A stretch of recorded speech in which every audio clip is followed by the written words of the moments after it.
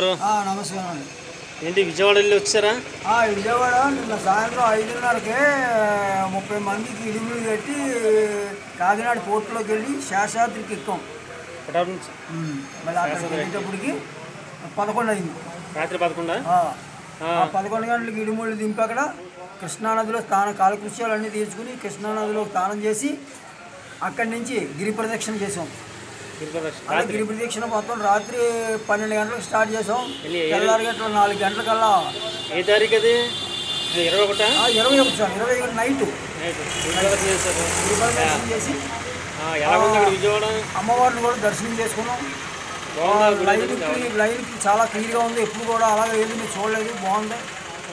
కాకపోతే వాటర్ మాత్రం అందరికీ కూడా అందుబాటులో బాగాలేదు, సగం బట్టలే దొరుకుతున్నాయి. కొన్ని మంది పైపులు పడుతున్నాయి, సగం బట్టలు పైపులు ఆపేస్తున్నారు. అలా జరుగుతుంది. అక్కడ కాళ్ళ కొంత ఇబ్బంది పడుతున్నారు.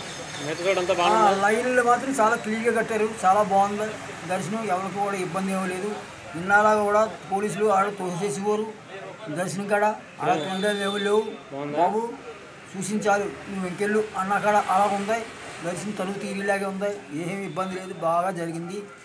తర్వాత కూడా ఈశ్వరుడు ఉడికాడు కూడా చక్కగా లైను చక్కగా కడతాం. ఆ పరమాత్ముని 5 నిమిషాలు తలుపు తీరిగా చూసే విధంగా ఏర్పాటు చేసినందుకు చాలా ధన్యవాదాలు నేను తెలియజేస్తున్నాను. అమ్మవారిని విజయవాడ వెళ్ళి అమ్మవారిని ఈ మాల పాట ఇంకా మీరు ఇదే దుస్తులతో ఉన్నారండి? అంటే ఇదే దుస్తులో అమ్మవారికి మనం గిరి ప్రదక్షిణ చేసి దర్శనం చేసుకుని ఇరుముడు అప్పచెప్పి మాల ఆవిడకి అంకితం చేసాం. మళ్ళీ ఇంటికి వచ్చి ఆ అమ్మవారికి మళ్ళీ జ్యోతి వెలిగించి అమ్మ నీ దీక్ష ఇక్కడితో విరమిస్తున్నానని చెప్పేసి ఓ జ్యోతి వెలిగించి పలహారం పెట్టి మళ్ళీ నవ సమాజంలోకి అడుగు పెడతానంతమ్మా, నీ ధరించి నాకు సెలవు ఇప్పించని కోరుకుని మనం మామూలు బట్టలు ధరించాలి. అది దీక్షలో ఉన్న విధానం అది.